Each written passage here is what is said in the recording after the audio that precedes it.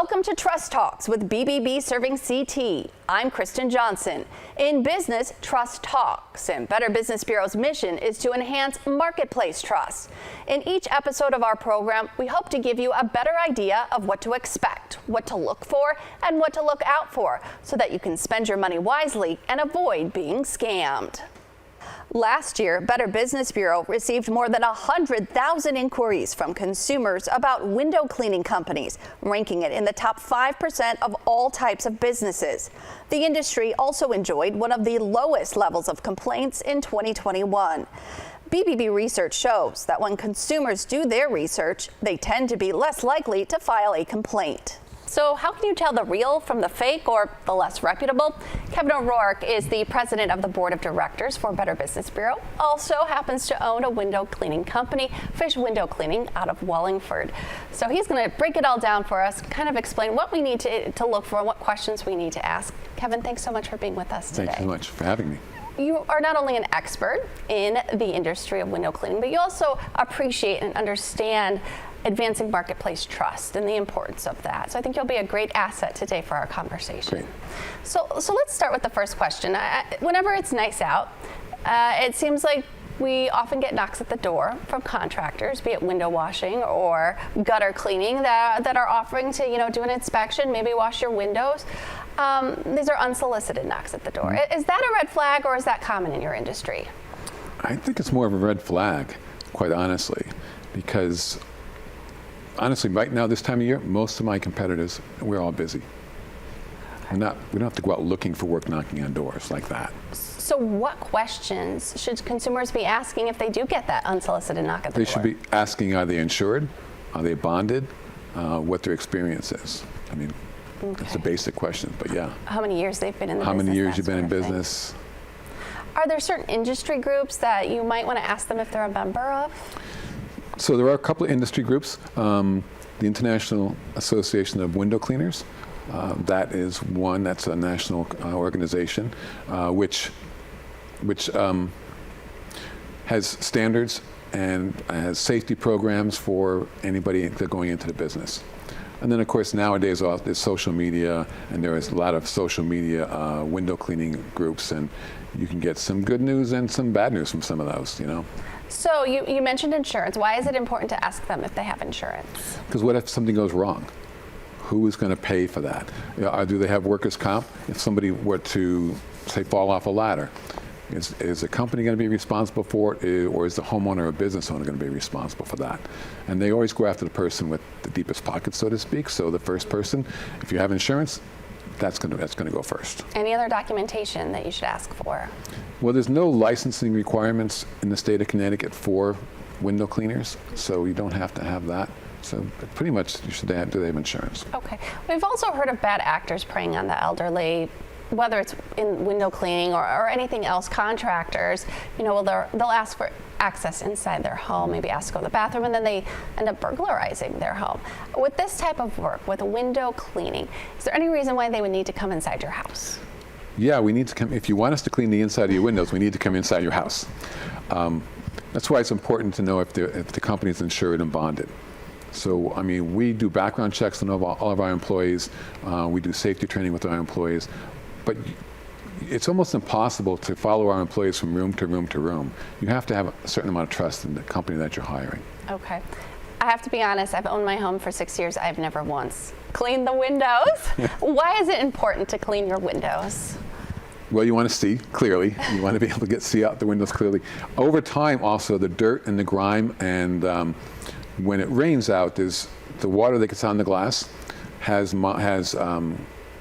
dirt in it, and when that dries on the glass over time, it will get baked onto the glass. Oh. So if the longer you wait, the harder it is to get it clean. Also, it potentially could damage, so that could get etched into the glass, and so it doesn't come out perfect again. Do you also clean the screens?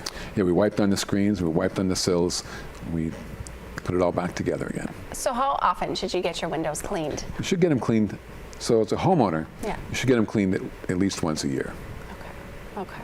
And a businesses tend to do it more often? Yeah, businesses, it depends on the business. So restaurants tend to go more frequently. Quite often they go weekly because you have the atmosphere in a restaurant with cooking, and you have little fingers that are on, want to touch the glass and that kind of stuff. Other businesses, it depends. Okay. What time of year is best to get your windows cleaned? Residential, I have there's two trains of thought. Some customers prefer the spring. I have another equally large group of customers that prefer the fall. So that's a personal preference. If you like the spring, I would wait till after the pollen keeps on falling, right? Which pushes it to like sometime in June. Okay. Okay. And so what kind of equipment should the contractor be using? What should we be looking for when they come? So if someone comes up to your house and they pull out a jar of Windex or a can of Windex and paper towels, you don't want to, they're not a professional, right? A window cleaning professional will use a window cleaner's mop and a squeegee. Also, newer technology that's come out now, we use the same technology as a spot-free car wash. Oh, wow. So we can deliver purified water to your windows through the system. We use either a reverse osmosis or a deionized system. So we deliver pure water to your windows and to a brush head, and we can brush the glass. It loosens up all the dirt, and then we rinse it, and it dries spot-free. Also, by using that, we don't have to use ladders. We have poles that extend up long enough. I know it depends on the size of the building, but on average, how long does a window cleaning take at an average residential home? 2 to 3 hours. We usually send 2 cleaners out, and so it'll take 2 to 3 hours, the average house. Okay. So you also do gutter cleaning and pressure washing, and I understand there can be some pretty pricey consequences if you don't clean out your gutters. So yeah, if you don't clean your gutters, what can happen over time is that, first of all, the gutters get all clogged up, and the water, instead of being directed out the way you want the gutters to go, it goes just over the top. So you could have water coming into your basement. Wow. If you don't take care of it. In the winter, you could have ice dams that start because the water has no place to go. Oh, yikes. So how do you know when it's time to get your gutters cleaned? Should you get up on that ladder and inspect them every so often?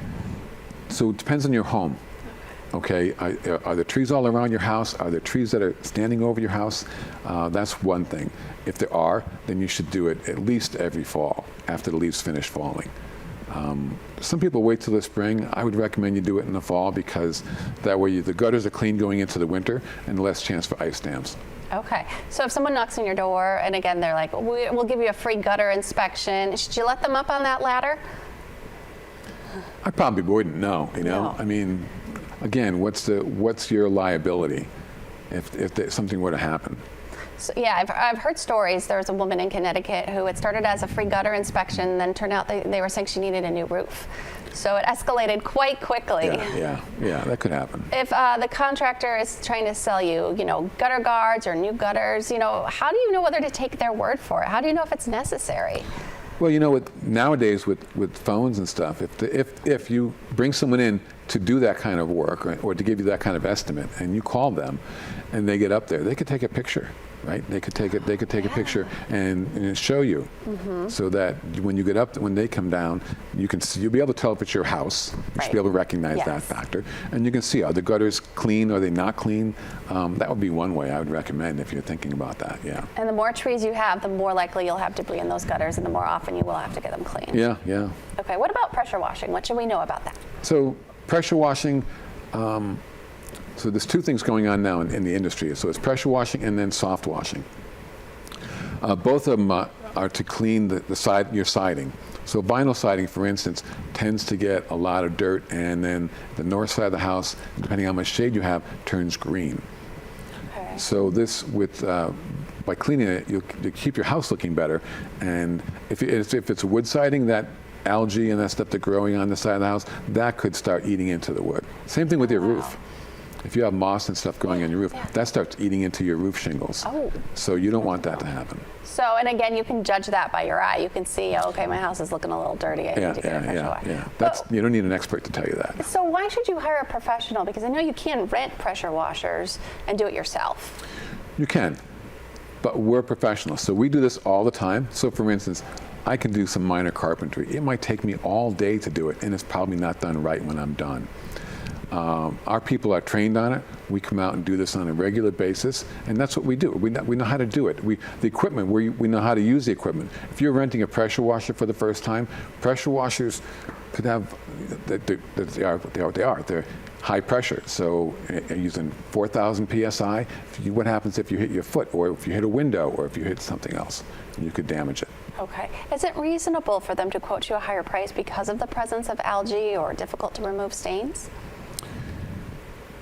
Is it reasonable? Not necessarily. You have to know what I would talk to the company and see what they're doing and why they're doing it. Are they doing it because, is it reasonable? Is it reasonable to ask a company for references? I would ask them for references as to why, and get that kind of information.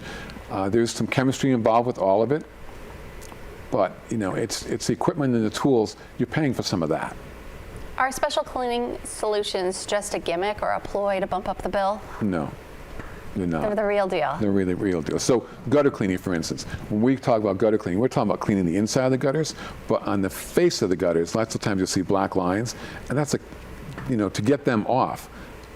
Cleaning the inside of the gutters makes them function properly. Cleaning the outside of the gutters makes it look nice. That's a different process. And it is, you have to get up on the gutters, you have to wipe them all down. It's a whole different thing. And there's two different ways of pressure washing a house these days, correct? Right, so you could do pressure washing, like I mentioned, or you could do soft wash. So soft wash is more of a chemical thing. Okay. Pressure washing is kind of falling out of favor for siding because you're driving water, and you potentially could drive water behind the siding, which could create black mold. So insurance companies are really shying away from that. Oh. Soft washing, you're using basically the same pressure as you would for a garden hose, which isn't going to drive that kind of. And do most companies do both, or is that something we should be asking? Do you have options? I'd ask them for options. No, it's a newer technology, or it's a newer process. So what question do you get asked the most from customers? We get asked about our insurance. Mm-hmm. We get asked if we're bonded. We get asked if we do background checks on our employees, because someone wants to be comfortable who's coming into their home. We get asked what our experience is, how many years we've been in business, how we're going to do it. What other questions should they be asking? They should ask all those questions to start with, Ask for references. Ask, you can go onto the BBB site and see if they have what their rating is. You can go on to online other sites and see what kind of rating that particular company has. Kevin, what's the one thing you wish your customers or prospective customers knew ahead of time before hiring you? I don't know. The one thing, I'm not so sure I could say the one thing, but they're hiring a professional, so I think that's what they have to understand. They're hiring a professional, and sometimes they're surprised at how long or how short a time it takes us to do the work. Again, using me as a carpenter. If I'm going to do something as a carpenter, it might take me half the day, where a professional carpenter can come in and do it in a very short period of time. That's what So if you're out of there quicker than they thought, they're worried that it didn't get completely clean. Right. But they could see the results of that. And we always ask our cleaners to ask the homeowner to take a walk through with us before we leave, to make sure that they're happy with the work. We talked about the fact that you do work outside and inside. So imagine that this industry was impacted by the pandemic. Did you have to change your business model at all during the pandemic? We didn't have to change the business model. Because what we do is we clean windows, so there's really not a lot to change for that. Mm-hmm. But we were impacted severely by that, because while cleaning is in our name, window cleaning was never essential for anyone but me. So we do a lot of retail. Retail closed down, so that was a big hit to our work. Homeowners didn't want us in their homes, and we weren't sure if we wanted to go in their homes. So when the pandemic hit, it was coming into our busy season, and all of a sudden everything went away. We had to lay off the majority of our employees for a few months until we started bringing them back. And then, then we were using the same precautions as everyone else. We were wearing masks when we went into homes. We were keeping our distance. Whatever the customer wanted to be comfortable, we were trying to do. And now with this lingering inflation, are you getting a negative impact again from this economy? Well, costs have gone up. So some of the costs for the chemicals we use in soft wash went up over 20% last fall. And that's something that we just cannot absorb. So unfortunately, we have to raise our prices not to make more money, but just to stay in business. And so many companies are going through that right now. Yeah. Unfortunately, it's difficult. Are you worried that people are going to say, okay, window washing maybe not, or cleaning may not be a priority right now. I need to save some money before the economy Yeah, I mean, window gets cleaning worse. is a discretionary. Yeah. It's discretionary spending. You don't have to get your windows cleaned. If you never get them cleaned, that's up to you. You can clean them yourself. It might take you longer, and you can clean them yourself, though. So yeah, it's discretionary. It could, if things keep on going that way, it could definitely impact our business negatively. You can only raise your prices so high, Right. So how long have you been accredited with Better Business Bureau? We've been accredited for 16 of our 17 years. Wow. And that's because you used to have to be in business for a year before they would accredit you. Oh, okay. So yeah. So right away, you pretty much saw the value of accreditation. What do you get out of accreditation? Customers know that we are not just a fly-by-night company. The Better Business Bureau does a huge amount of investigating you before you go before they give you accreditation. So they check out your website, they check out your advertising, they check out if you have all the proper licenses or insurances, and they look at that. They look that over every year. We talk so much about trust from a consumer's perspective, but as a business owner, why do you value trust in the marketplace? Well, I look at it from both sides. I'm also a consumer. So, I want the customers and anybody that we do business with to trust us and to know that we're professionals. So in my business, we actually compete with homeless people. We compete with, if you go downtown any metropolitan area, there's going to be someone cleaning the windows, and they might clean the windows for $5 or whatever. It's hard to compete with. But we're insured, we're bonded. If anything happens, it falls on us. We're responsible. And if you look for that seal, that Better Business seal, then you know this is a business that that we're real, and that's what I really wanted with our business. When I went into business, I wanted to show that we're more than just somebody with a mop and a squeegee. We are a real business.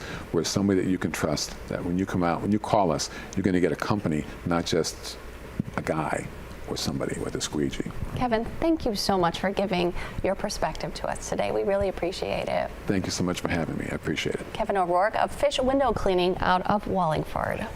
If someone comes to your door unsolicited offering a free inspection or service, check their ID. Then call the company to see if they really work for that business. Also, ask for proof of insurance. Look out for unbelievably low pricing. If it sounds too good to be true, it probably is. If the contractor insists on payment up front and in cash, that's also a red flag. Resist the pressure to act fast. Ask them to leave their business card and tell them you'll call them back sometime later. This gives you a chance to check them out. Go to their website, see if they're registered, and also speak with your neighbors to get recommendations. Checking a business's profile before entering into a contract or spending money can help avoid a negative experience or dispute. Consumers can read details about customer satisfaction, complaint patterns, file a complaint, or submit a customer review on our website. Always look for the BBB seal. It's the sign of a better business, and you can find a better business at bbb.org. Thanks for joining us. We'll see you next time for Trust Talks.